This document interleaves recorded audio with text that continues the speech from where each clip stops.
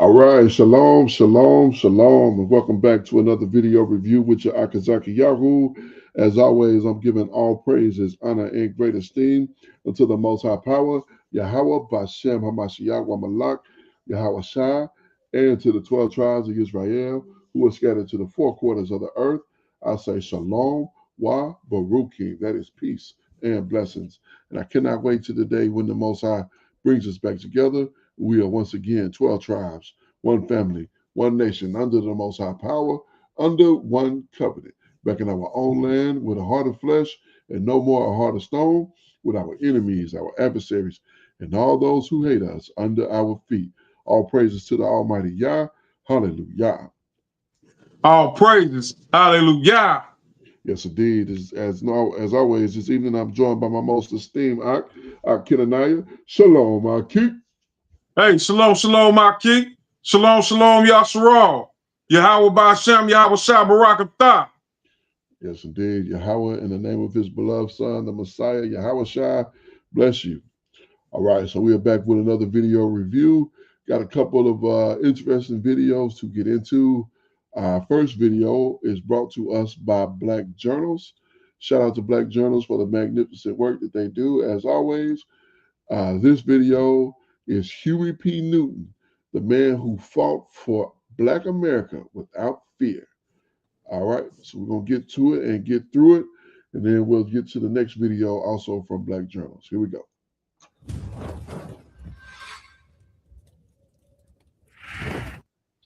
This Civil Rights Act is a challenge to all of us to go to work in our communities and our states, in our homes and in our hearts, to eliminate the last vestiges of injustice in our beloved country. Despite the passage of the 1960s civil rights legislation that followed the landmark U.S. Supreme Court ruling in Brown versus Board of Education of Topeka, 1954, African Americans living in cities throughout North America continue to suffer economic and social inequality. Poverty and reduced public services characterized these urban centers, where residents were subject to poor living conditions, joblessness, chronic health problems, violence, and limited means to change their circumstances. Such conditions contributed to urban uprisings in the 1960s, such as those in the Watts district of Los Angeles in 1965, among others, and to the increased use of police violence as a measure to impose order on cities throughout North America. It was in this context, and in the wake of the assassination of Malcolm X in 1965,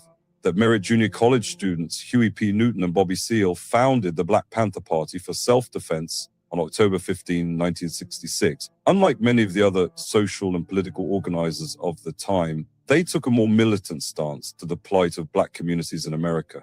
From October 1st to the 15th, 1966, both men would pen the organization's 10-point program and platform, a set of guidelines for the Black Panther Party's ideals and ways of operation, which called for better housing, jobs, and education for Black Americans. It also called for an end to economic exploitation of Black communities, along with military exemption. As at the time of the movement's birth, Newton was only 24, while Seale was 30 years old. This is the story of Black Power, the long-begun fight to by all means break free from the oppressive grip of the American system, a system whose fierce operations have raised firebrand Black leaders to the forefront of the historic struggle, leaders whose names can never be forgotten. This is the story of the great Huey P. Newton.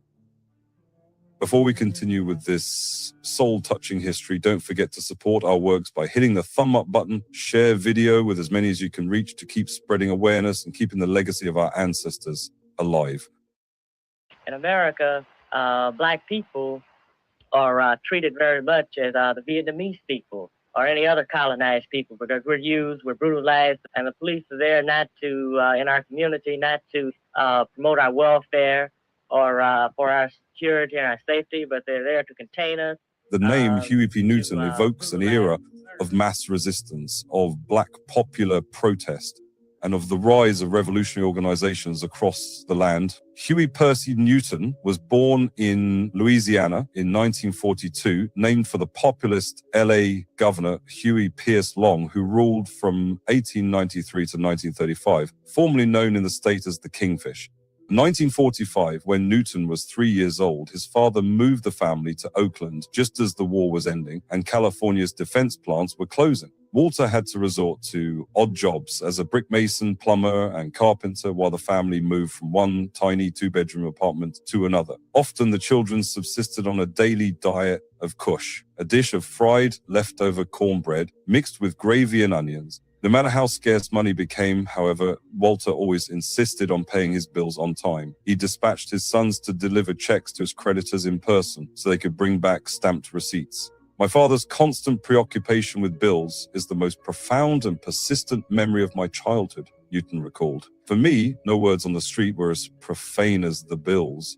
It killed me a little each time they were mentioned because I could see the never-ending struggle and agony my father went through trying to cope with them. His family, like tens of thousands of others, formed the last legs of the Great Migration of Black Flight from the apartheid South to the North and the West. He would enter the streets of Oakland, a slender, short, beautiful boy, and the prospect terrified him. For while his father thought the name Huey was a respectful tribute to a gifted politician, to the hard, urban streets of Oakland, it was an invitation to an ass-whipping. Yes, this means that Huey had a pretty rough childhood. For a young black boy in a ghetto surrounding, trying to meet up as one tries, fitting into the dark, survival culture of the streets is no doubt demanding, oppressive, and very challenging. But, more so, being surrounded and overwhelmed by a place as racist and segregatory as the Americas was even more challenging and oppressive for a young black boy growing up in the hands of a ghetto, of this same dark survival culture of the experimentally abandoned streets of the Americas. This is what living was like for Huey P. Newton. It was fighting his way all the way through. He was taught that a scared boy does what's been done since the dawn of human time. He was schooled like a wolf to attack the biggest guy in the pack, and on how to prevail by keeping his fear under command. And Huey did follow these directions explicitly. It was a wild, hostile surrounding, and the only way to be respected, or perhaps feared, was to throw his fear of the biggest guy in the bunch in the form of his fists. Like he would say, following the footsteps of his big brother, Walter Newton, who had taught him that the biggest guy often had the biggest fear, bigger than his own. He also learned that the best defense was often a stiff offense. As a direct consequence of these street battles, the young Newton boy earns a rather unflattering nickname, Crazy Huey. One can almost hear this Greek chorus whispered with a mix of fear and fascination. Who's that boy? Who are you talking about? That pretty boy right there. Don't mess with him. That's Crazy Huey. Simple put, from his earliest youth until adulthood, Newton was on a war footing. The major event that led to the formation of the Black Panther Party was the event that happened in Telegraph Avenue, which was about a 4.5-mile road stretching north from Huey Newton and Bobby Seale's hometown of Oakland to the campus of the University of California at Berkeley. It was a link between two distinctly different worlds, between the rough ghetto streets where they grew up and the steepled academic sanctuary so close by. For much of the early 1960s, what existed of a black student movement in the San Francisco Bay Area was organized by activists from Berkeley. And Newton and Seale, part-timers at a junior college in Oakland, followed the lead of those self-important middle-class leaders, but that began to change for good on the evening of Thursday, March 17th, 1966, when Newton and Seale and a friend they called Weasel took a walk up Telegraph Avenue to look for secondhand albums by bluesmen T-Bone Walker and Howlin' Wolf at a record store near the university. Walnut dark with a protruding brow, heavy eyebrows, and a thick mustache. Seale, at age 29, looked the tough guy part of a metal worker who had served in the Air Force and been court-martialed for a confrontation with a colonel. But Seale also had a theatrical streak, with a sideline as a stand-up comedian and a knack for memorizing and reciting poetry. As the threesome proceeded up Telegraph Avenue, his companions urged Seale to entertain them with one of his favorite poems, written by a fellow student at Oakland's Merritt College, Marvin Jackman, a pioneer of the Black Arts movement who went by the pen name of Marvin X, entitled Burn Baby Burn. Marvin's composition told the story of 1965 Watts riots in the style of the beat poets. Anytime Seale got into trouble, he wanted his friend Huey Newton by his side, loud enough so that passers-by stopped to listen. Seale recited jagged verses that began with an expression of black weariness. Tired, sick and tired. Tired of being sick and tired. and he ended with an expression of the pent-up fury that had been unleashed on the Los Angeles police and their imperious chief, William Parker. Burn, baby, burn. In time they will learn. As the trio neared the Berkeley campus, Seal summoned another poem from memory, an anti-Vietnam War diatribe called Uncle Sammy, Call Me, Fuller Lucifer, by a street poet named Ronald Stone. By this time, so many onlookers had gathered that Weasel borrowed a chair from a restaurant patio so Seal could climb up and address the crowd. The spirited performance drew calls for an encore, and Seal repeated the draft dodger's lament. Uncle Sammy, don't shuck and jive me. You school my naive heart to sing red, white, and blue, stars and stripes songs. Just as Seal reached this point in the poem, an off-duty police officer named George Williamson. You're under arrest, Williamson announced. Seal climbed down from the chair. What are you talking about? You under arrest? He asked. Under arrest for what? You're blocking the sidewalk. The policeman said. What do you mean I'm blocking the sidewalk? Seal protested. I'm standing over here. 3 more policemen appeared and tackled Seal to the ground. Out of the corner of his eye, Seal saw Huey Newton, his baby-faced friend, throwing punches, several of which landed on the side of a policeman's head. Seal squirmed loose, and a brief tussle took place before the officers subdued the 2 men and arrested them for disturbing the peace. At the police station, Newton and Seal phoned a friend at a campus group they belonged to called the Seoul Students Advisory Council, SSSEC, and arranged to borrow $50 to post bail. A few weeks later, Newton and Seal were driving around Oakland when they saw another police officer arresting a black man on the street for no apparent reason. Newton wanted to jump out of the car and confront the cop on the spot, but Seal held him back. Instead, the 2 went to the SSK office, got more cash, then proceeded to the police station and posted bail for the arrested man, who was so grateful that he broke down in tears.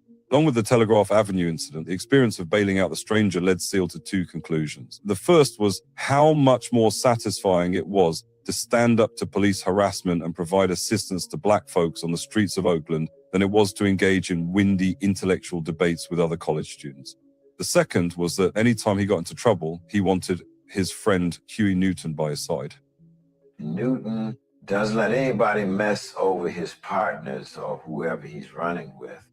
He would recall with admiration.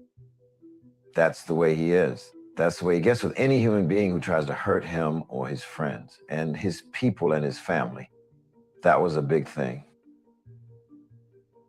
Newton was also the more visionary of the 2, the one who kept raising the idea of creating a new organization. A casual observer of the 2 might have been surprised that it was Seal who looked up to Newton. Seal was the older one by more than 5 years, the Texas-born military veteran and skilled mechanic who had worked in factories that supplied sheet metal for the Gemini rockets. He was more physically imposing, standing several inches above Newton's slight 5'7" 130-pound frame. Seal was also the extrovert, the actor in campus plays and performer in Oakland's coffee houses, compared to Newton, who was shy and hated speaking in front of crowds. But Newton was the tougher fighter with lightning-quick hands and a fearless readiness to take on all comers. He was the deeper thinker, a self-taught reader who had introduced Seal to the French existential philosophers Albert Camus and Jean-Paul Sartre, and helped Seal understand Frantz Fanon, the French African psychiatrist and author who saw armed rebellion as a path to psychological liberation. Newton was also the more visionary of the 2, the one who kept raising the idea of creating a new organization that could appeal not just to privileged college students, but to the sort of struggling black folks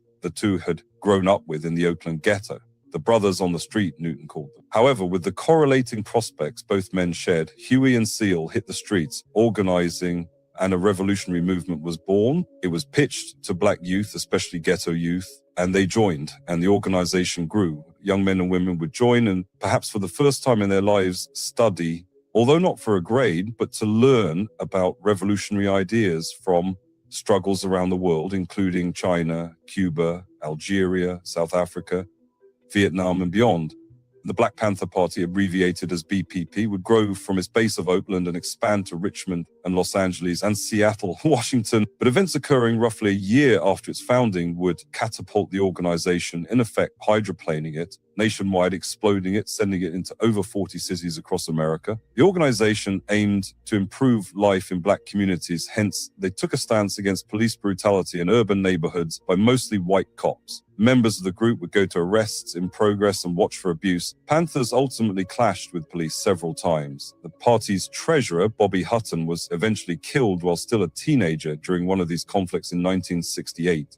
With unapologetic flair, the organization punctuated its message with dramatic appearances that left a lasting impact. For example, to protest a gun bill in 1967, members of the Panthers entered the California legislature armed.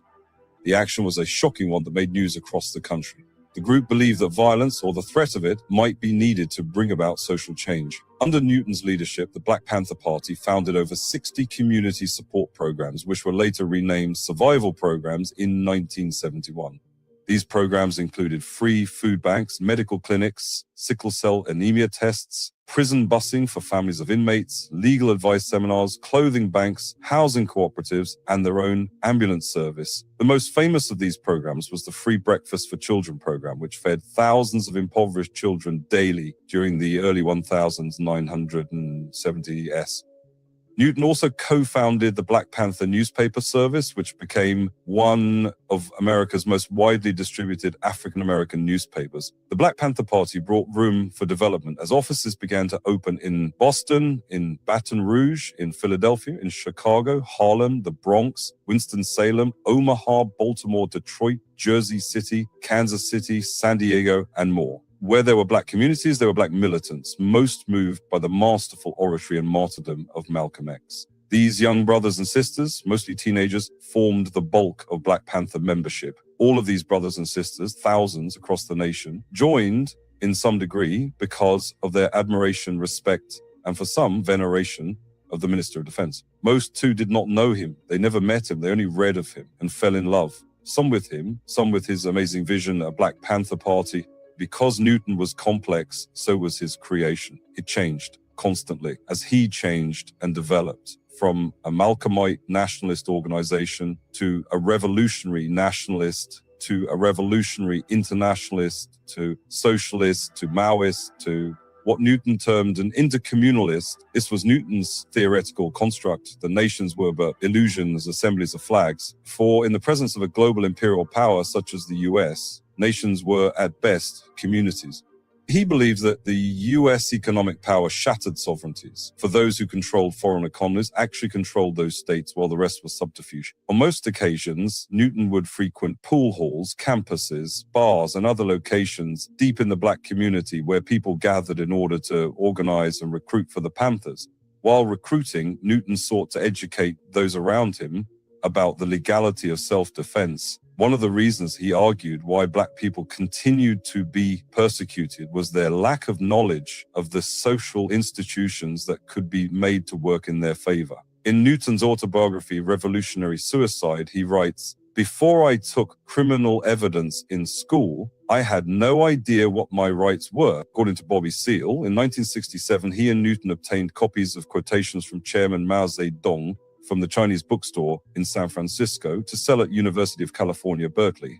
With the proceeds, they purchased weapons to arm the Black Panther Party members for self-defense against police brutality. In his father, Newton had the rare example of a Black man of his generation willing to stand up to whites in the South. Wiry and stern-looking with pale skin, piercing eyes, and a brush mustache, Walter taught his children that you can take a killing, but you can't take a beating.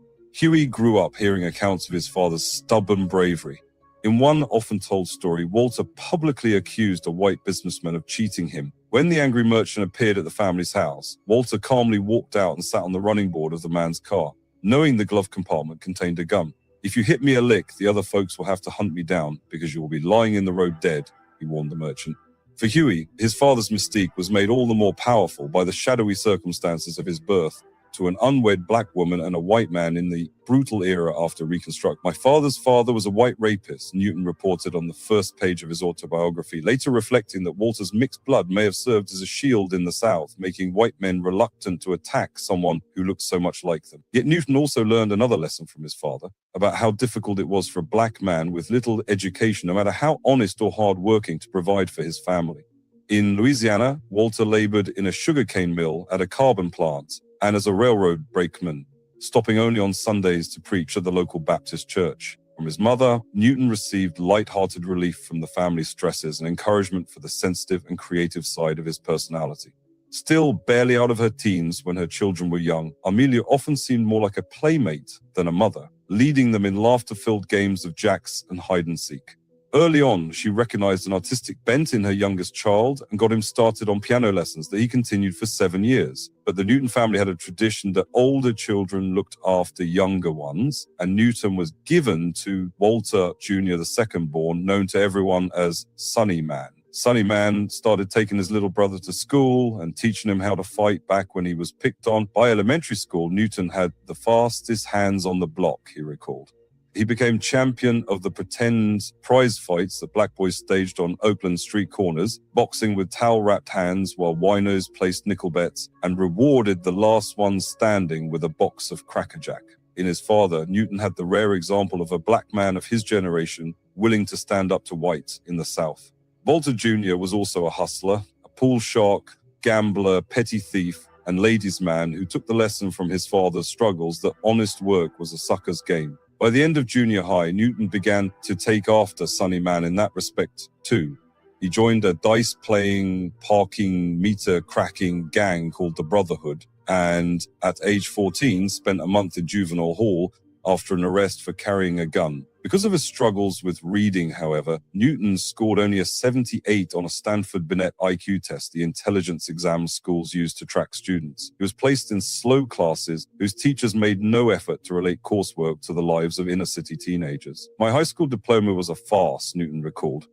When my friends and I graduated, we were ill-equipped to function in society, except at the bottom, even though the system said we were educated. Fortunately, Newton had another older brother who exerted a more positive influence. Melvin Newton was the second youngest child in the family, 4 years older than Huey and the most studious. It was Melvin who introduced Huey to poetry and taught him hypnosis, a skill that Huey used to impress his friends by putting them into trances and making them bark like dogs. When Melvin graduated from high school, he continued to live at home while enrolling at Oakland City College. In high school, a guidance counselor informed Huey that he wasn't college material. But watching Melvin pore over his philosophy and sociology books gave Huey other ideas. If he wanted to follow his brother's footsteps, Huey realized, he would need to learn how to read properly. So one day, he borrowed Melvin's copy of Plato's Republic and a dictionary. For several months, Huey spent hours each day slowly making his way through the dense text. He looked up words in the dictionary, sounded them out, then pieced together sentences and trained himself to scan paragraphs. Finally, like the prisoner freed from the cave in Plato's allegory, he was able to grasp the meaning of what had once looked like only shadows on a page. In August 1970, Roy Wilkins, the sexagenarian leader of the National Association for the Advancement of Colored People, NAACP, used his syndicated column to criticize Huey P. Newton for urging the formation of an all-Mac fighting unit to assist the Vietnamese National Liberation Front. Wilkins saw Black Power militancy as cynical and misguided. The Viet Cong may be hurting, Wilkins wrote, but nothing like the hurting of John Q. Black American. Of course, Huey knows about this suffering. It was the resentment over this treatment that led, at least in part, to the founding of the Black Panthers. But Huey, for all his talents, is also a revolutionary. And when he emerged from prison a month earlier, Newton addressed his supporters from atop the hood of a car. Wanting to bask in his newfound freedom, Newton took off his shirt, revealing a taut frame, the reward of a punishing jailhouse regimen of push-ups. Young and defiant, he was the physical embodiment of the new militancy that contrasted sharply with Wilkins's graying demeanor and bourgeois comportment. And yet, in contrast to the popular image of the fiery Black Power orator, Newton was charming but soft-spoken, and his public speeches were delivered in a nasal, breathless tone and a more deliberative manner than the soaring rhetoric of his contemporaries like Eldridge Cleaver and Stokely Carmichael. In his response to Wilkins's accusation of misplaced priorities, Newton defended the party's domestic survival programs: free breakfast for school children, free health clinics and sickle cell anemia screenings, free clothing and shoes, loans to welfare mothers, and bus trips for the families of prison inmates. Newton charged that Wilkins's criticisms reflected his obvious class interests and identification with the ruling circle, and belied his commitment to a reactionary internationalism, namely his support for Israel.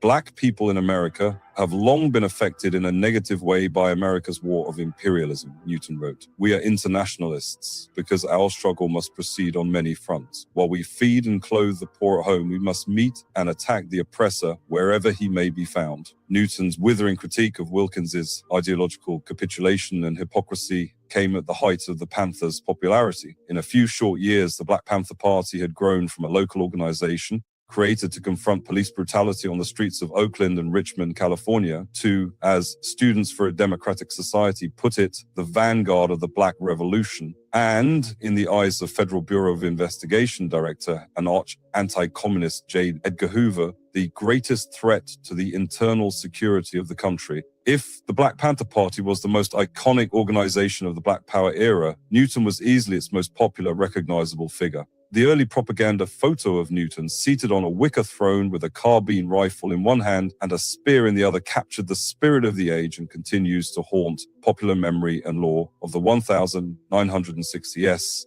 decades after he was gunned down at only 47 years of age during a drug dispute in 1989. Like the broader movement he gave birth to, Newton's life was at various turns inspirational and tragic. Following his release, Newton struggled to integrate back into party life. The international campaign to win his freedom had made Newton a powerful symbol of the organization, but in many ways the party had outgrown his command, and others vied for influence beyond the Bay Area. Compounding these challenges was the split that developed between Newton and Eldridge Cleaver in early 1971 over the primary function of the party.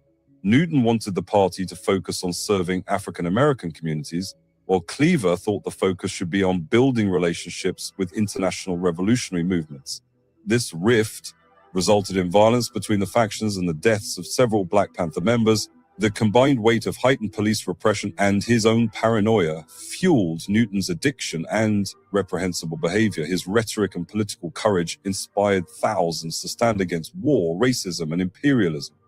And yet at other moments, he succumbed to personal acts of brutality and self-destruction. Newton's political formation came amid the new nationalist militancy of the early 1960s. But the primary period examined here is a very brief historical window, a mere 6 years, from the establishment of the party in 1966 to Newton's pronouncement in 1972 that the party was putting down the gun and finding ways to work within the American system. This time frame also corresponds to the birth of Black Power as a political slogan and the consolidation of radical and moderate forces around Black ethnic politics at the 1972 National Black Political Convention held in Gary, Indiana. The year 1972 also marked a critical turning point in the Cold War, with Nixon embarking on a diplomatic visit to Mao Zedong's China, beginning the process of normalization between the two nations and foreshadowing the turn to liberal economic reform under Deng Xiaoping. After returning to the United States from his visit to China, Newton was tried for a variety of violent offenses, such as assault and multiple murders. These charges resulted in him fleeing to Havana, Cuba, to escape prosecution for 3 years. Upon his return, he stood trials for one more assault and murder and was acquitted of both charges. In 1972, Newton, using intercommunalist theory, predicted the fall of the Soviet Union. 1972, while traditional Marxists ridiculed Newton's ideas, the Soviet Union shuttered its doors on Dec 26, 1991, 2 years after Newton's ignoble death on a street corner by a crack dealer. But the major reason why the Panthers fell apart was due to factionalism, with later allegations surfacing that the FBI under J. Edgar Hoover was clandestinely involved in the organization's unraveling. Key members left, while Newton and Eldridge Cleaver, the party's Minister of Information, split ways. By mid-decade, Newton had allegedly become increasingly paranoid, addicted to crack cocaine, and prone to violent behavior. On August 6, 1974, Kathleen Smith, a 17-year-old Oakland native and child prostitute, was shot. She died 3 months later. According to the prosecutor handling the case, Newton is believed to have shot Smith after a casual exchange on the street during which she referred to him as Baby, a childhood nickname he hated. the main witness of this case, refused to testify due to an assassination attempt against her, and after 2 deadlocked jury trials, Newton was not convicted. Newton is also alleged to have assaulted his tailor over the price of a suit.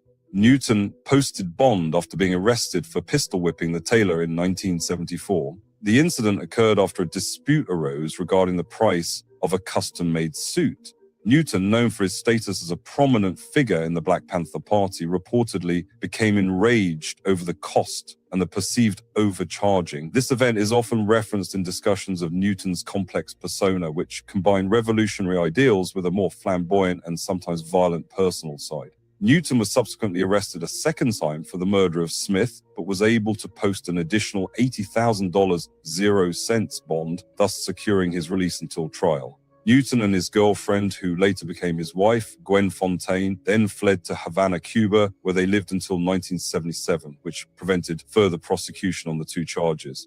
Elaine Brown took over as chairperson of the Black Panther Party in his absence. Newton returned to the United States in 1977 to stand trial for the murder of Smith and the assault on the tailor. In October 1977, 3 Black Panthers attempted to assassinate Crystal Gray, a key prosecution witness in Newton's upcoming trial who had been present the day of Kathleen Smith's murder.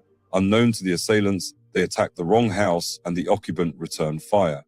During the shootout, one of the Panthers, Louis Johnson, was killed and the other 2 assailants escaped. One of the 2 surviving assassins, Flores Forbes, fled to Las Vegas, Nevada with the help of Panther paramedic Nelson Malloy. In November 1977, Malloy was found by park rangers paralyzed from the waist down from bullet wounds to the back in a shallow grave in the desert outside of Las Vegas. According to Malloy, he and Forbes were ordered by higher-ups to be killed to eliminate any eyewitness accounts of the attempted murder of Crystal Gray. Malloy recovered from the assault and told the police that fellow Panthers Roland Reed and Alan Lewis were behind his attempted murder. Newton denied any involvement or knowledge and said that the events might have been the result of overzealous party members. After the assassination attempt on Crystal Gray, she declined to testify against Newton. After 2 trials and 2 deadlocked juries, the prosecution decided not to retry Newton for Smith's murder.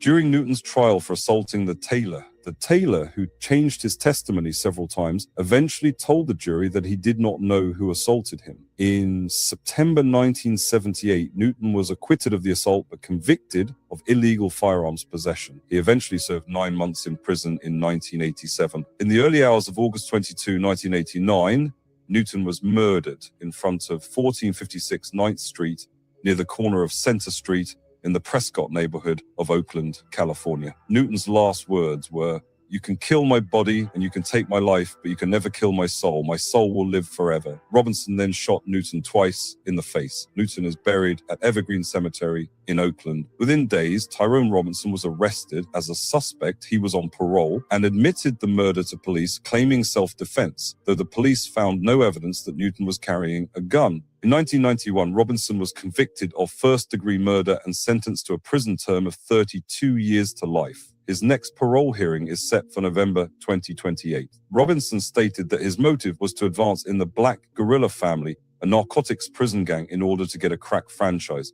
Newton and the entire Panthers organization deserve to be studied and debated because so much of their analysis and political practice addressed ghettoization, racist policing and incarceration, mass unemployment, and failing schools. Problems that defined the urban crisis of the 1960s and have grown more intense and graver in our own times. But while we're sympathetic to the historical project of left internationalism the Panthers embodied, let's offer a critical analysis of some of the central ideas offered by Newton that were at times widely shared among Black power radicals and continue to shape left approaches to U.S. inequality.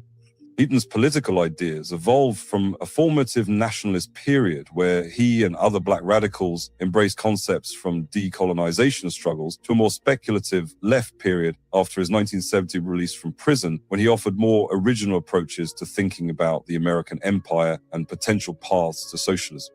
whereas the formative period grew out of his experiences in Oakland's Black Ghetto and were organized around the pursuit of Black national liberation through armed self-defense and serving the people. The latter period was shaped by the expanded platform Newton gained as a celebrated political prisoner and focused increasingly on a notion of socialist revolution predicated on popular control of the forces of production.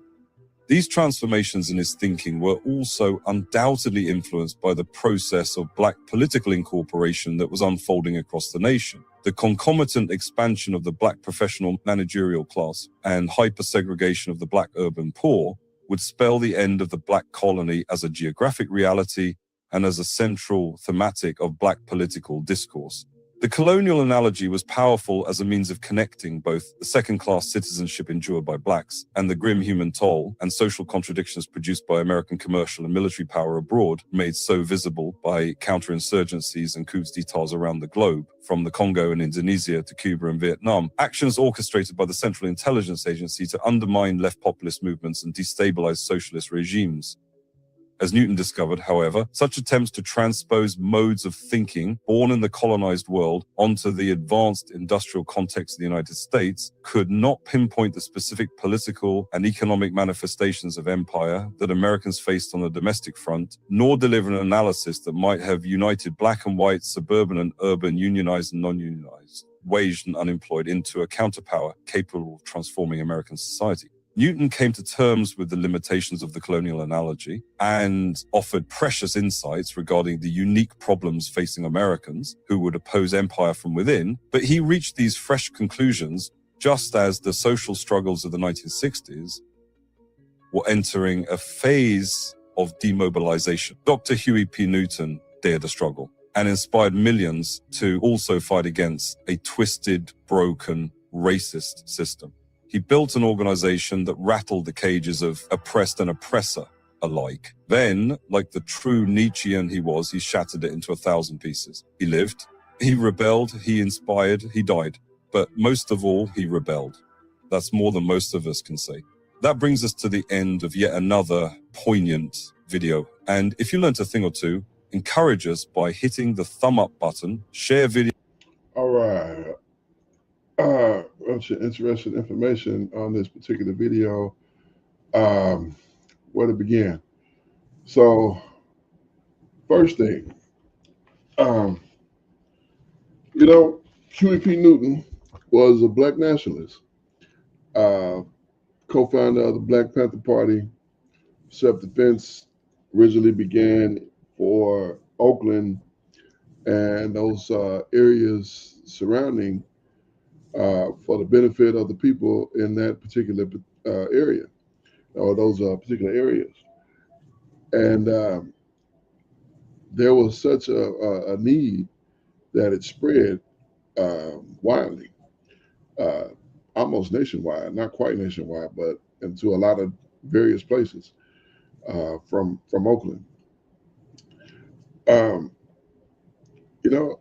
always contrast that with today, because there are still Black nationalists out there, and they're isolated because people don't believe that the Black nationalists can win.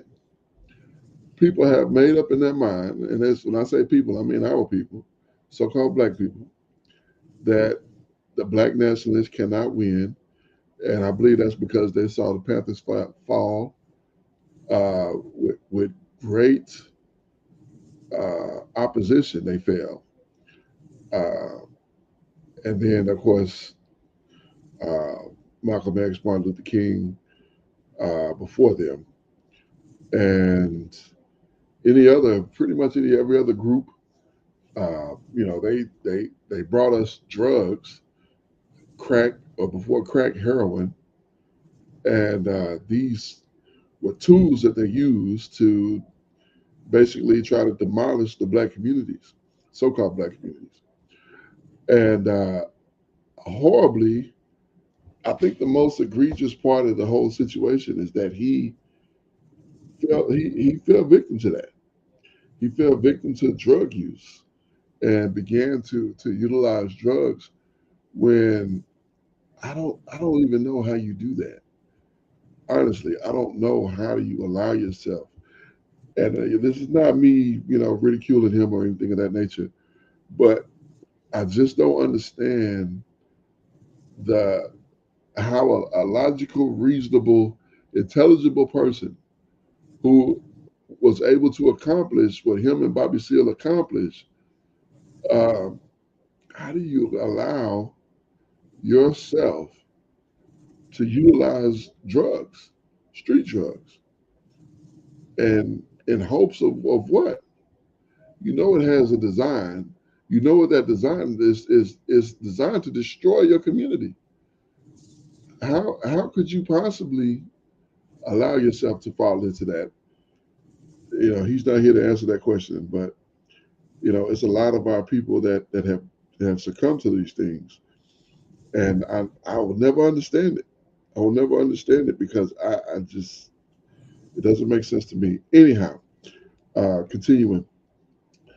Um, also, I did not realize that his grandfather was a Caucasian man, and I know he was always depicted as a very, see him on the screen here. He's a very, you know, uh, brightly complected fella, and yeah, so yeah, he would, to in this society today, he wouldn't be invited to the barbecue. Brothers would want to leave Huey P. Newton out, which I think that's kind of crazy because the man was definitely down with the struggle, but Con. how do you? I just don't understand the drug thing. I just can't get past that. Like, how do you fall into that? Anyhow, um, but yeah, I mean,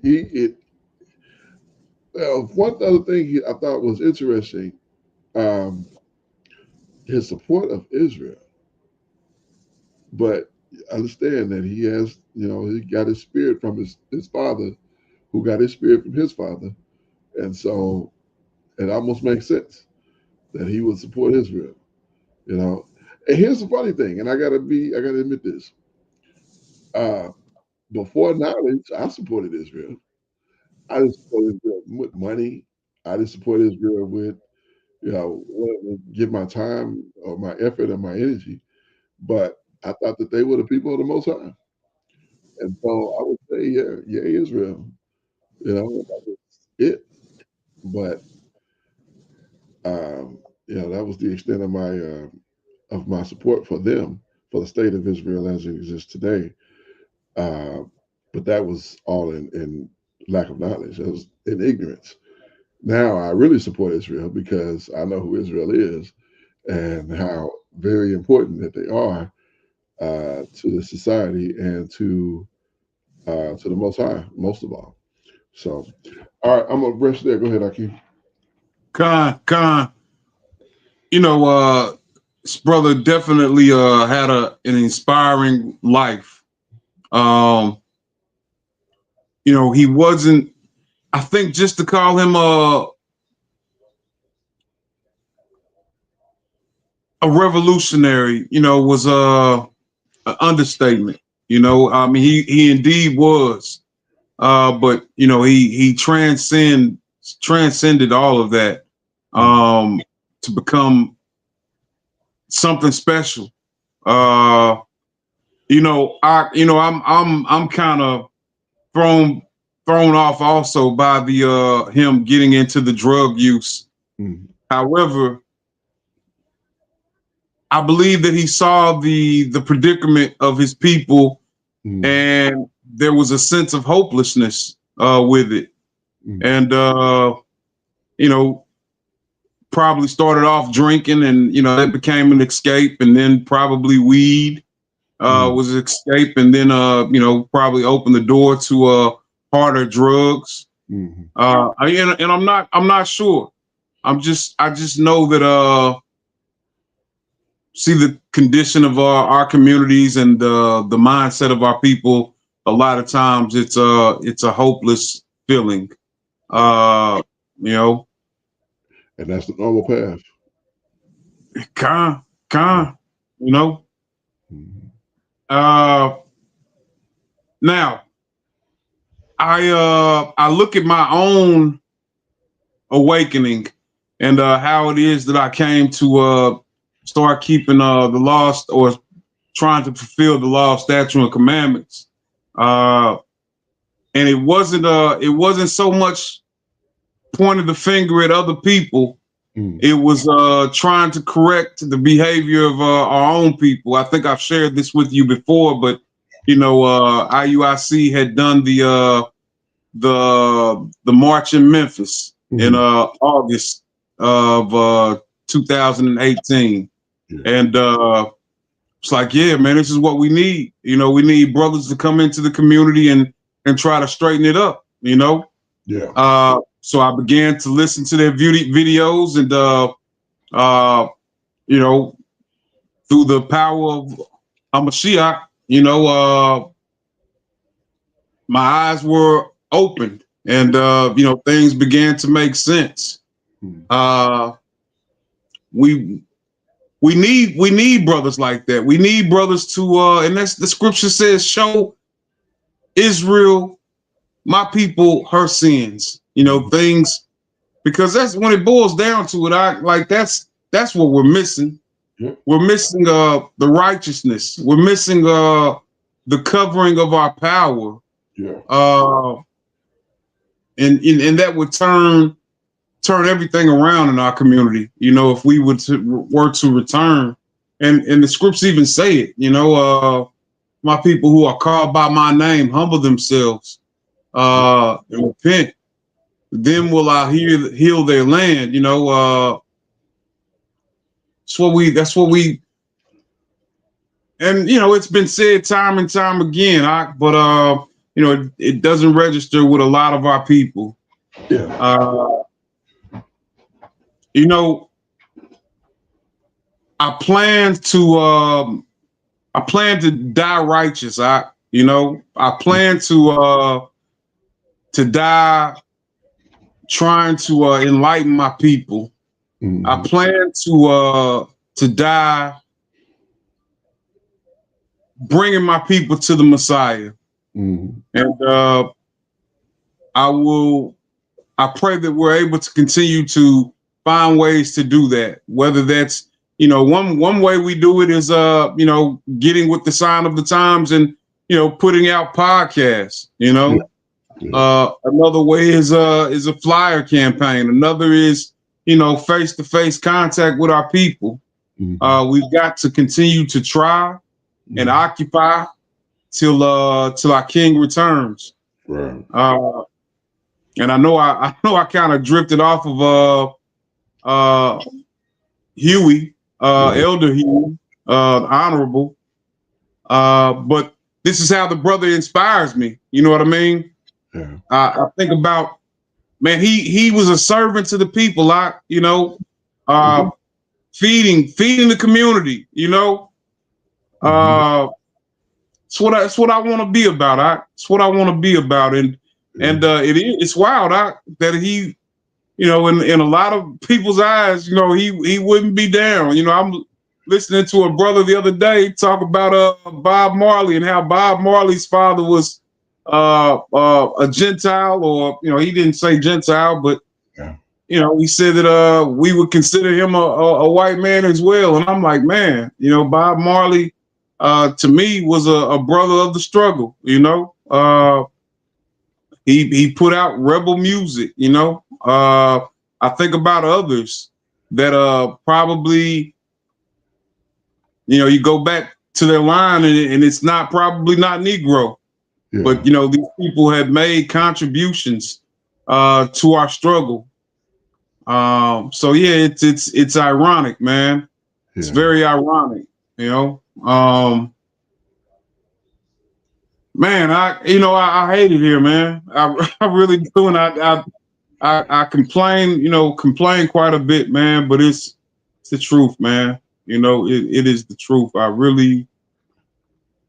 And I think that's what the Father, I think he wants us to come away from this situation, man, like hating it and hating what has happened to us, and putting ourselves in the position like where it never happens again, man. All praises to the Most High for his rod of chastisement.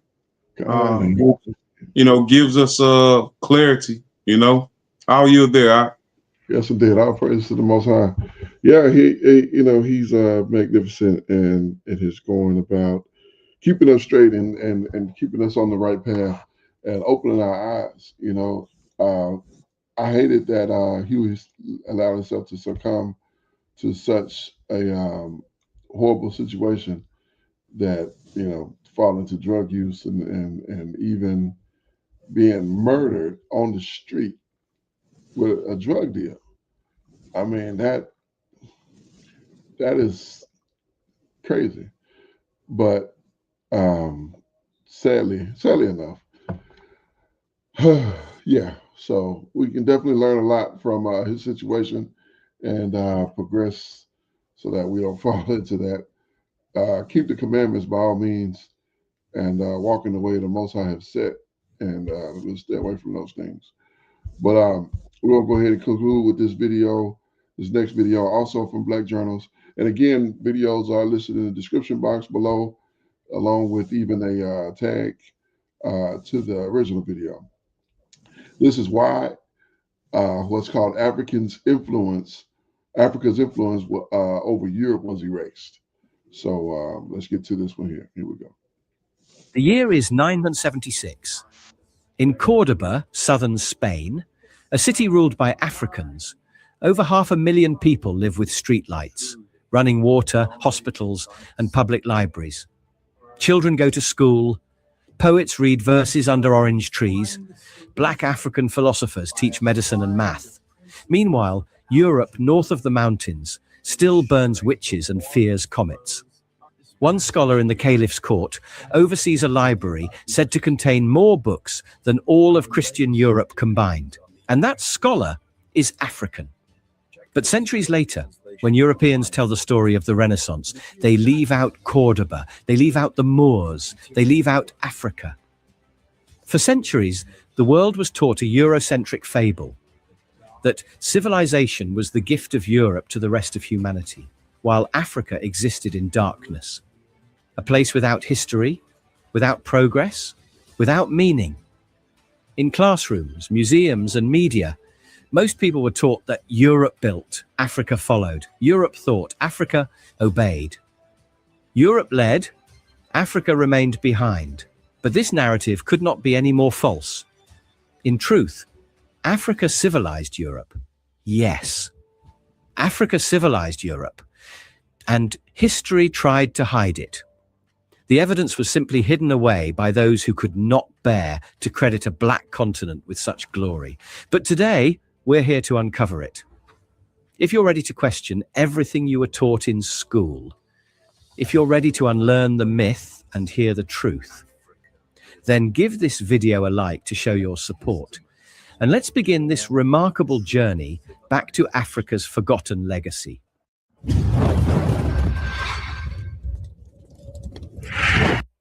In the beginning, Africa was already there, home to some of the earliest great civilizations on Earth. Long before the glories of Greece or Rome, the African continent nurtured powerful kingdoms, advanced knowledge, and monumental achievements that would lay the groundwork for world civilization. The most famous of these was ancient Egypt, whose pyramids stood as awe-inspiring marvels while Europe's tribes still wandered in prehistory. The Egyptians charted the stars, engineered stone colossi, practiced medicine, and devised a calendar, achievements Europeans would later emulate. Egypt was, in every sense, a beacon of high culture in antiquity, and ancient Greeks recognized this fact. When we picture classical Greek philosophers and mathematicians, figures like Thales, Pythagoras, Plato, or Euclid, we imagine the marble halls of Athens or Alexandria. But we must remember that many of these great minds traveled to Africa to learn from Egyptian masters. According to historical accounts, nearly all the major Greek thinkers of the early era studied in the temples and mystery schools of the Nile Valley, absorbing African wisdom and scientific knowledge. They carried this knowledge home, effectively transplanting ideas that had matured in African soil into Europe's intellectual life. Pythagoras, legendary for his theorem, spent 22 years in Egypt studying mathematics and philosophy before the Persians invaded. He was even initiated into the Egyptian priesthood, a rare honor for a foreigner. The very concept of a philosophic academy may have been inspired by the structured mystery schools of Egypt. In short, African teachers educated Greece's founding geniuses, seeding the ideas that would bloom in European thought. Concrete evidence of this intellectual debt is plentiful. For instance, the number system used in ancient Greece, the alphabetic numerals used by Archimedes, Aristotle, Euclid, and others, was not a Greek invention at all. It was borrowed from the Egyptians. Modern research revealed striking similarities between the Greek numeral system and Egypt's demotic numerals. Greek traders, encountering Egypt's convenient way of writing numbers, simply adopted it for themselves. Imagine that. Even the way Europeans learned to count owes a debt to Africa. So much for the notion that Greeks conjured civilization out of a vacuum. They drank deeply from Africa's well of knowledge. African influence extended beyond Egypt too. To the south lay Nubia, the kingdom of Kush, which built its own pyramids and at times ruled Egypt itself, proving that high culture was not confined to one corner of the continent. In North Africa, centuries later, Carthage rose as a wealthy seafaring republic that rivaled Rome. The great Carthaginian general Hannibal, an African, nearly toppled the Roman Republic in the 3rd century BCE, leading an army with war elephants from the African forests over the Alps, a feat that has echoed through history. While Rome ultimately defeated Carthage, it was clear that African power and ingenuity could match Europe's might. Even after Rome conquered Carthage, Africa remained integral to the empire's story. Many prominent Romans were African by birth. The city of Alexandria in Egypt, with its towering lighthouse and grand library, became the intellectual capital of the classical world. There, scholars of all lands, Greek, Roman, Jewish, African, mingled and advanced human knowledge together.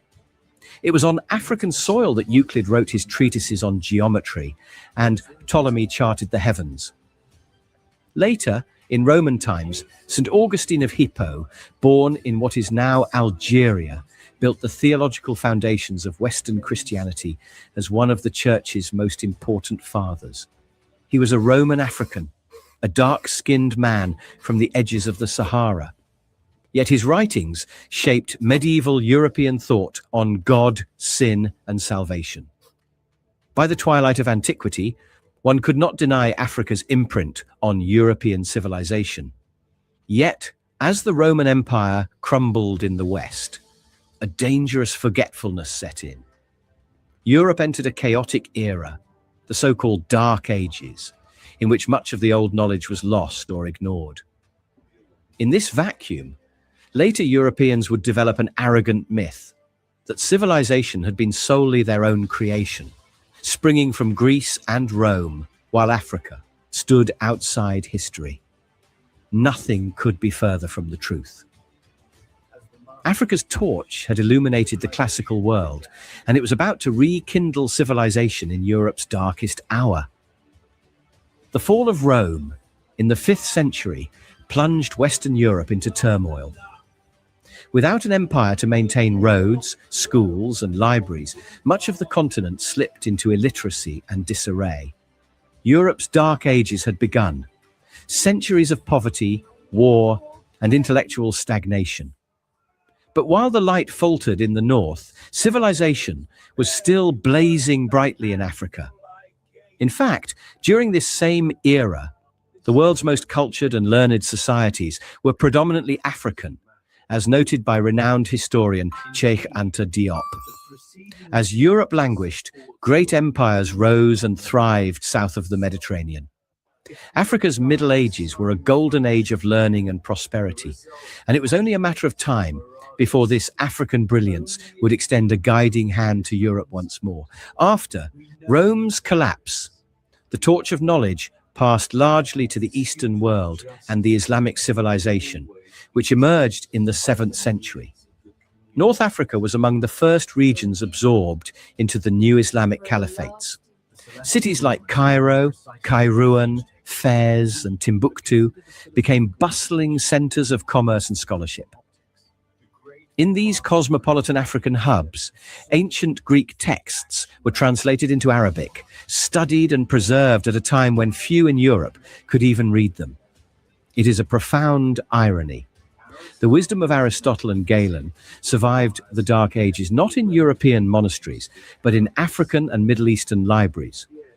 African scholars were among the leading lights of this Islamic golden age. In Kairouan and Fez, universities were established that drew students from across the Muslim world. The University of Al-Qarawiyyin in Fez, founded in 859 AD by a visionary African woman named Fatima al-Fihri, stands as the oldest continually operating university on earth, older by centuries than Europe's first universities. This fact alone shatters the notion that higher learning is a European invention. Meanwhile, powerful African kingdoms flourished further south. In West Africa, the Empire of Ghana grew rich on gold and trade, impressing even distant observers with its wealth and order. It would be succeeded by Mali and Songhai, empires whose cities like Timbuktu housed grand mud brick universities and libraries. Yes, in the 12th and 13th centuries, while Oxford and Paris were just beginning to germinate as learning centers, Timbuktu had already amassed tens of thousands of manuscripts in astronomy, medicine, law, and poetry. Travelers from North Africa and the Middle East marveled at Timbuktu's book markets and its learned professors. The Malian emperor Mansa Musa became legendary for his wealth and piety. When he journeyed to Cairo in 1324, his lavish spending of West African gold supposedly caused a currency crisis in Egypt.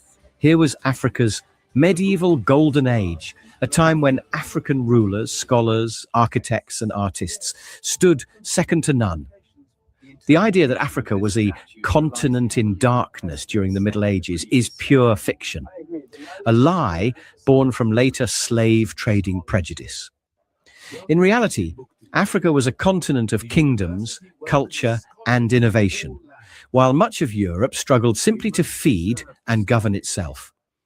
Nowhere is the contrast more striking than in basic living standards and education. In Christian Europe around the 8th century, the vast majority of people, up to 99%, were illiterate, including many kings and nobles. Knowledge of science or medicine was minimal. Superstition filled the void. By contrast, in the great cities of the Islamic world, many of them on African soil, literacy was far more common and scientific inquiry flourished. Libraries existed in places like Cordoba, Cairo, and Timbuktu, when Europe had almost none.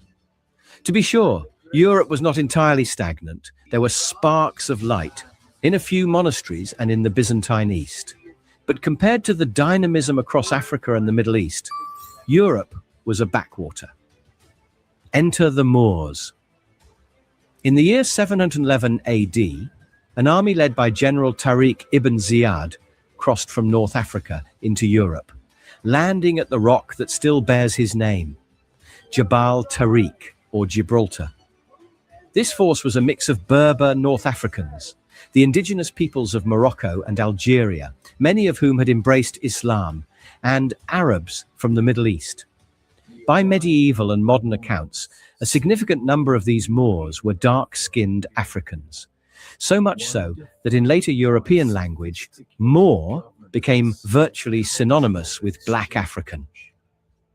Within a few years, these African-led forces swept through most of the Iberian Peninsula, modern Spain and Portugal. The old Visigothic kingdom of Spain crumbled before them. Europe, which had seen waves of barbarian invaders, now beheld something entirely new, an African conquest, not of savagery, but of civilization.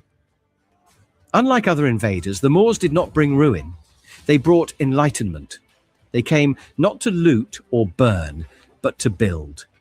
They arrived swift as leopards, their faces black as pitch, and struck fear in the Gothic knights.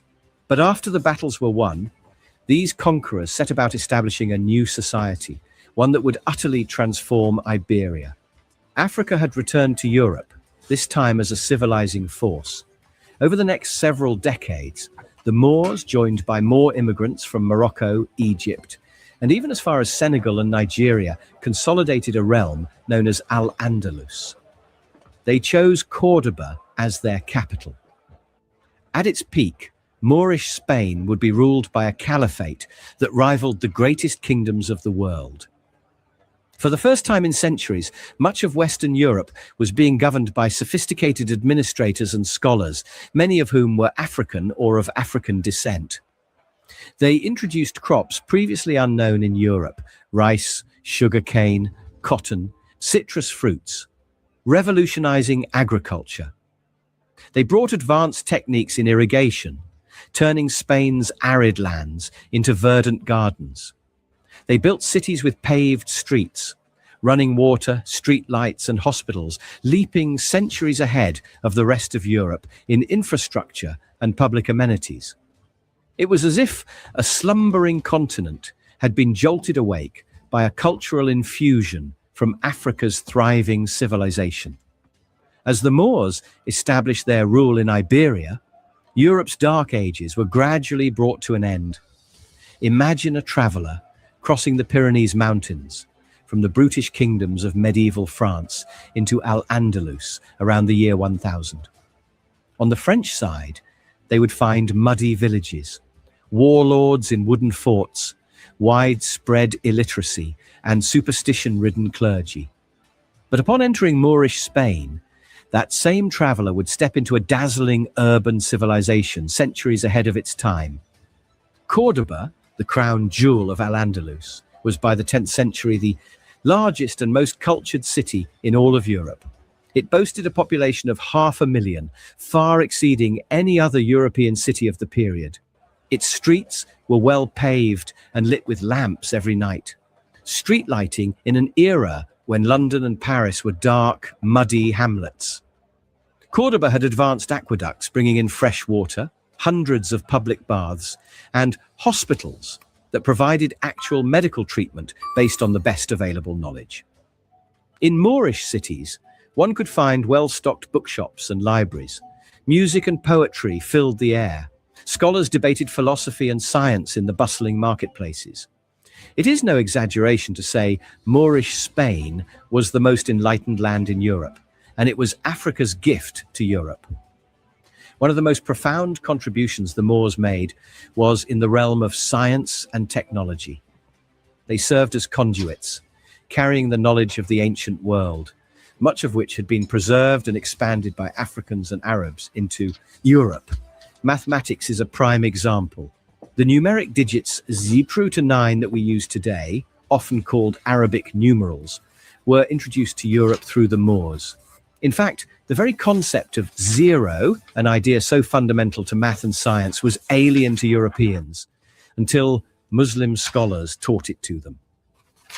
In Moorish Spain, one could find mathematicians solving complex algebraic equations centuries before Europeans would fully catch up.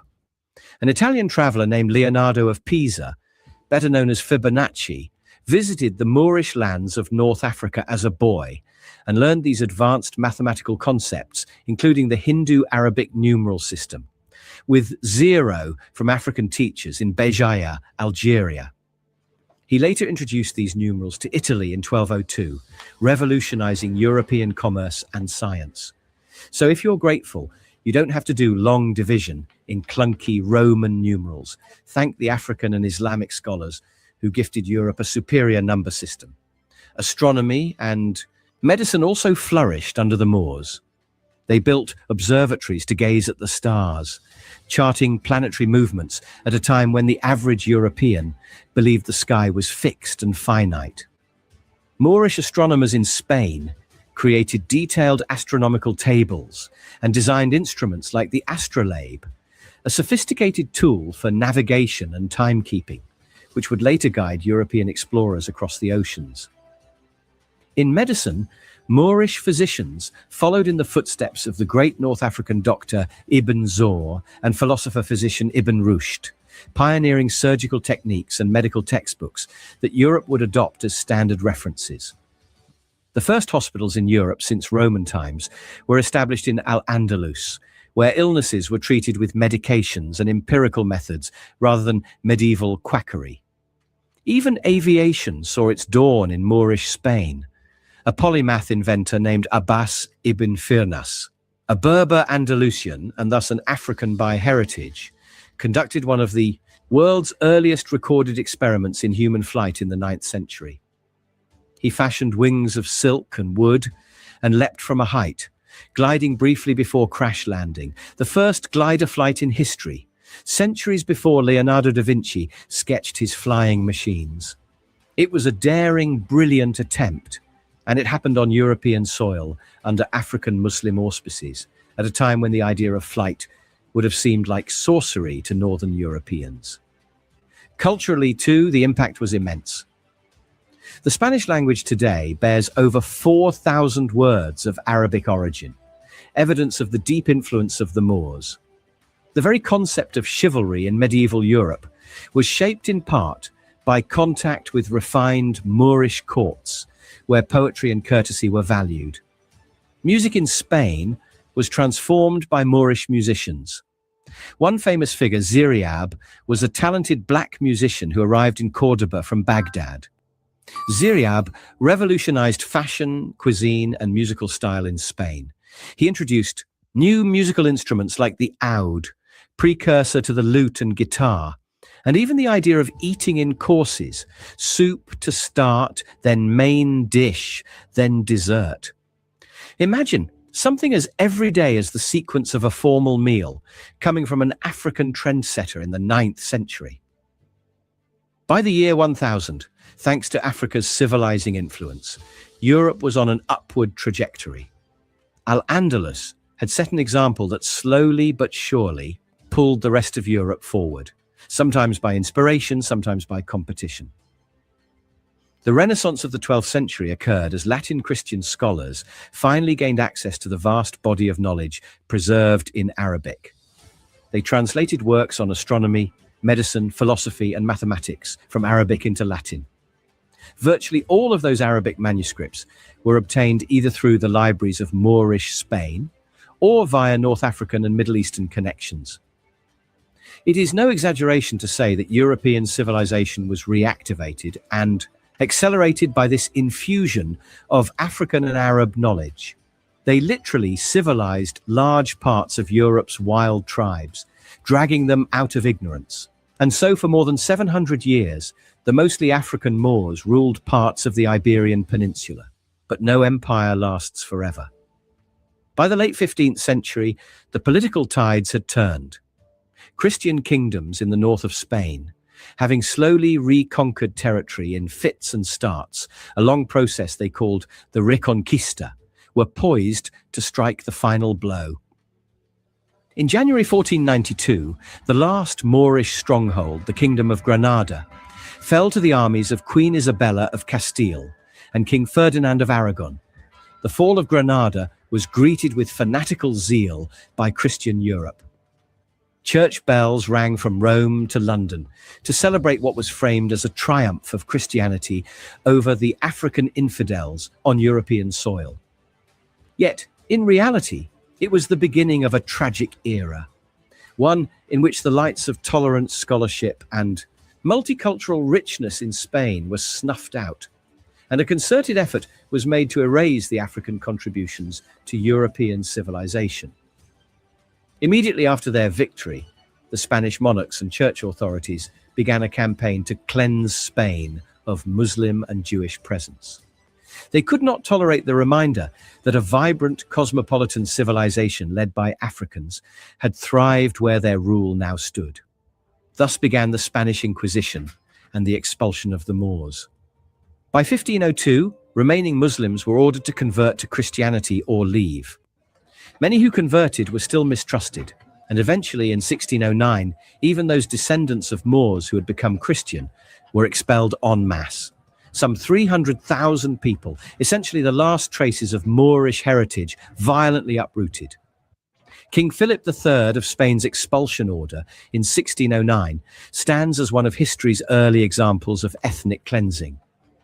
The African Muslims who had guided Spain to greatness were forced out, their books burned, their achievements quickly appropriated or obliterated. The mood in the new Christian Spain was not one of gratitude for what the Moors had given, but rather one of anxious denial. Generations of Spanish rulers literally tried to wipe this era from the record. They destroyed Arabic manuscripts or locked them away unread. They renovated or demolished the architectural masterpieces of the Moors, converting the great mosque of Cordoba into a cathedral, building Baroque facades over exquisite Islamic palaces. They rewrote chronicles to portray the Moors not as bearers of light, but as cruel invaders who had oppressed Spain, conveniently forgetting that many local Spaniards had lived peacefully and productively under Moorish rule for centuries. History, as told by the victors, was being twisted. The African civilization in Europe was painted over with the colors of bigotry and myth. This deliberate forgetting was aided by the passage of time. As the Renaissance and then the Enlightenment unfolded in Europe, many Europeans came to take pride in their revival of classical learning. Few acknowledged that much of that classical learning had reached them via African and Islamic scholars. It was easier, and certainly more flattering, to imagine that Europeans had rediscovered their ancient Greek and Roman roots entirely on their own. The African bridge that connected antiquity to modern Europe was omitted from the narrative. By the 18th and 19th centuries, Eurocentric historians were openly minimizing Africa's role. Some even propagated the notion that North Africans and Egyptians were actually white or Semitic peoples. Anything to avoid admitting that black or brown Africans had built great civilizations. They concocted wild theories that the real Egyptians had been light-skinned, despite ancient descriptions to the contrary, or that the achievements of Mali or Songhai were due to Arab influence. It was an intentional program of diminishment and erasure of Africans from history. And the motive was clear. By the 16th century onward, European nations were engaging in the transatlantic slave trade and the colonization of Africa. To justify the enslavement and exploitation of African people, they cultivated the lie that Africans were uncivilized and contributed nothing to world progress. The truth that Europe owed a profound debt to African civilizations was inconvenient and had to be suppressed. Yet, even as those falsehoods took root in popular imagination, the facts never disappeared entirely. They survived in the stone ruins of great African cities, in the records of Greek historians like Herodotus, who described Egypt as a land of black-skinned people advanced in wisdom, in the Arabic books that escaped the Inquisition's fires, and in the very fabric of European culture, in words and inventions whose African origins could be traced by the diligent. By the 20th century, scholars, some from Africa and the African diaspora, like Cheikh Anta Diop, began to loudly challenge the old historiography. Diop used rigorous research to demonstrate that the ancient Egyptians were predominantly black Africans, and that their civilization seeded much of what we cherish in Western and Near Eastern heritage. Others highlighted the achievements of medieval African kingdoms and the debt Europe owed them. Slowly, the truth has been resurfacing. It often meets resistance because acknowledging Africa's role requires a humbling of European pride and a confrontation with the racist ideologies of the recent past. But facts are stubborn things.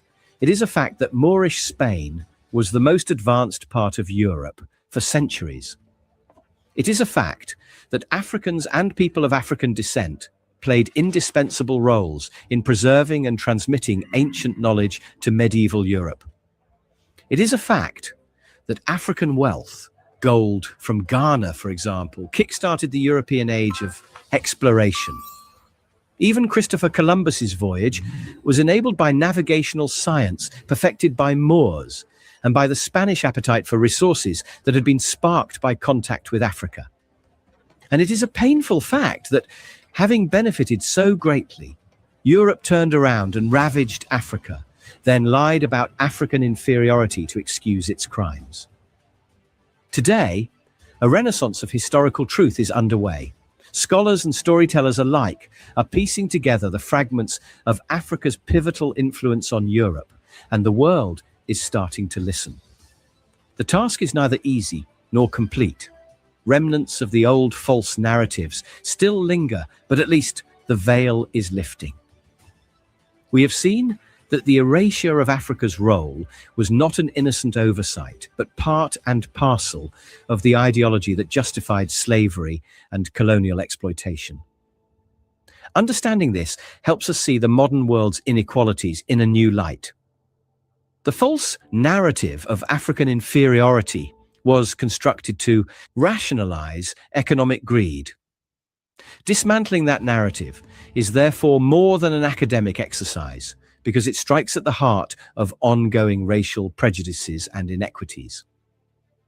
As we conclude, picture, if you will, a symbolic scene. In a grand hall of what could be a world museum, a new exhibit is unveiled. At the center stands a tall torch, the flame of civilization. On one side of the torch stands a figure representing Africa, perhaps an Egyptian scholar in robes or a Moorish astronomer with an astrolabe. On the other side stands a figure representing Europe, perhaps a medieval European monk or a Renaissance artist. In the tableau, the African sage is passing the flame to the European, not extinguishing his own, but sharing it, lighting the other's torch. That is the image of history as it truly happened. Africa's flame lit the way for Europe, and in time, Europe would carry that flame onward. How tragic that the Museum of our collective memory tried to hide the African sage in the shadows, leaving only the European figure bragging about holding the fire. It is time to set the record straight and place both figures in the light, where they belong. History tried to hide the fact that Africa civilized Europe, but no more. We have recovered the lost chapters and found that they were shining all along. The oppressed have a proud past to celebrate, and the oppressors have a chance to seek redemption through truth. Let this knowledge burn bright, and let no one ever again dare say that any people lack a history or have contributed nothing. Africa's light has guided the world and will continue to do so as long as we remember. If this video opened your eyes, share it and let it open someone else. All right. Interesting. So, they talked a lot about the Moors. They talked about the Mizrahites, the Egyptians. They talked some about Cush and some of those other places, Timbuktu, so on and so forth. They didn't talk much about the Israelites, which I thought was comical, because our influence, especially in Spanish Europe and Spain, undeniable. The Spanish Inquisition was about the children of Israel. God. They wanted the children of Israel. The decree, as our elder, I believe we shared before on a video, our elder put out, the edict, I believe, that went out to say basically the charge of from the king to the people in Spain and Portugal, that went out basically saying you can take these children of Israel and take all their belongings, just give half of it to me, and you can sell them into slavery. And that's what the beginning of the transatlantic slave trade. Now, this video did not mention the Arab slave trade, but there was a sub-Saharan slave trade before the transatlantic slave trade. So we had gone through quite a catastrophe with the Arabs as well. But our influence over pretty much everything was vast and well known. I wondered if when he mentioned Jewish, was that his trying to allude to the children of Israel? Most likely, yes, because during these times, I don't believe Judaism was highly prevalent, and I could be mistaken. I don't recall a specific time or a specific date, but anyhow, from the video is what I'm saying. But anyhow, nevertheless, it was definitely an interesting video with a lot of information that, yeah, what we've discovered and what has been discovered and more is being uncovered is that the Europeans who did so much of the evil in the earth, they were horrendous liars, and they lied about everything that they could think of. Not only did they do horrible acts of human cruelty, but they also lied about everything that was possible.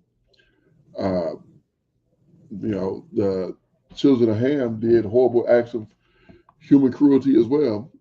And I'm not going to front like we didn't brutalize lots of them when the time was appropriate. The Canaanites, the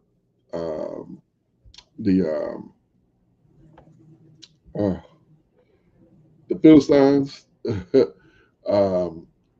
and any of those other of those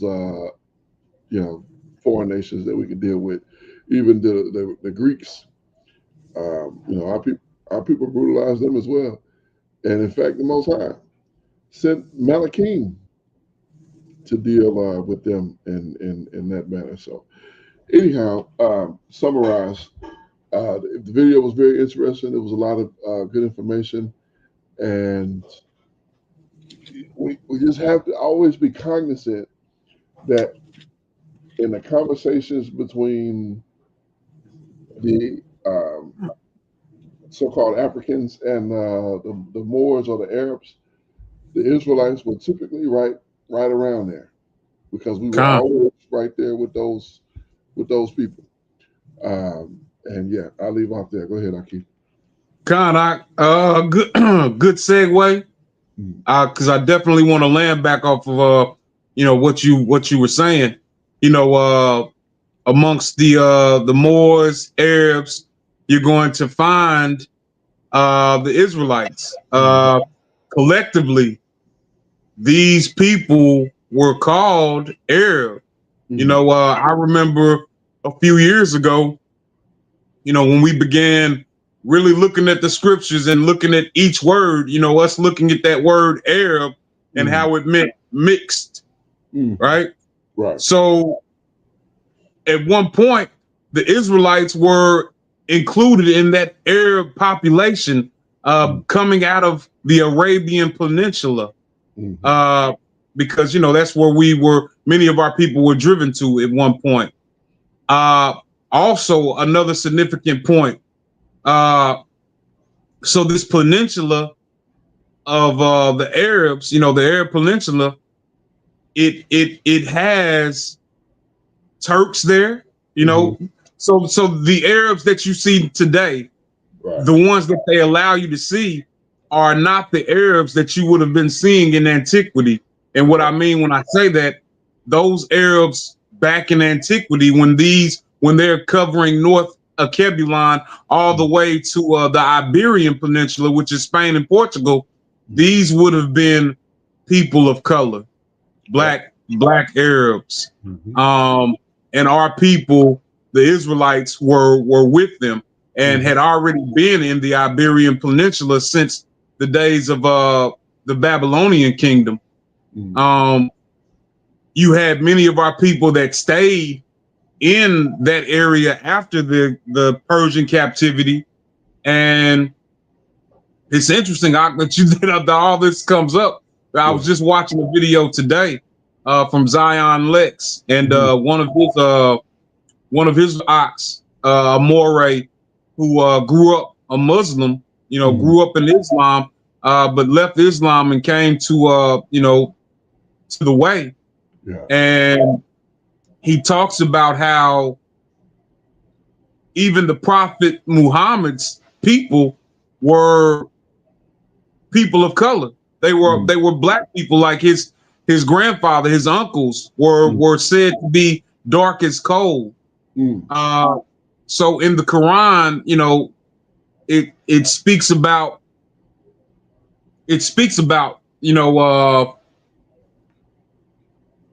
so there was a point in the Quran where the Hadith spoke about it says that if you call the Prophet Muhammad black, you should be killed. And the point that they were arguing was, well, if somebody would say something like that, that obviously means that somebody was saying that he was black. Why would they say that he was black? Right. Exactly. So then Zion mentioned that the Talmud is the same. It's the same way. He was saying that if you read the Talmud in Hebrew, you're going to see that there were changes made to it by the people of Yafet. And the translations that you read take away from what it actually says in Hebrew. So I haven't gotten into the Talmud. I always thought it was something off, but our brother Zion Lex, has some other information that is interesting, and he makes a compelling story about it because evidently the same thing happened with the Quran and the Hadiths. So I was under the impression that all of the Quran was written by Muhammad, but nah, like it was later people who added to it. And in fact, the first caliph, which was the first Islamic kingdom, was a black kingdom that stretched from Babylon all the way to Spain and Portugal. And our people were there with them, making contributions to the culture and the society. We were known as artists, physicians, skilled warriors.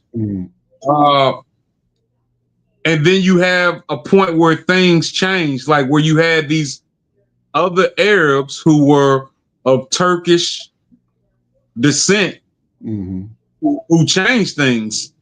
And the scholar, one of Zion's brothers who's a scholar, he said, yeah, these were the Yaphetic Arabs who weren't of the stock of Shem or Ham. So it's interesting. I think I might have sent you a video that he was doing earlier, but I was watching a video before that, and it's in that video. So when you have an opportunity, I want you to go back and check it out because it's really interesting. But it mentions how it didn't even mention how the Israelites were the main people persecuted in that Spanish and during the Inquisition. Right. This wasn't the converting of Muslims for the most part. Yeah. This was the converting of the Yahudim into Catholicism. Indeed. And at the same time, the Yahudim that were in north of Kebulon were being driven further south by the sword of the Turkish Arabs and being forced to convert to Islam by the sword. It's almost like, I don't know if you ever watched Star Wars, but in maybe episode 2, I think it's when the executive order went out where the Republic turned on the knights of the Jedi Knights.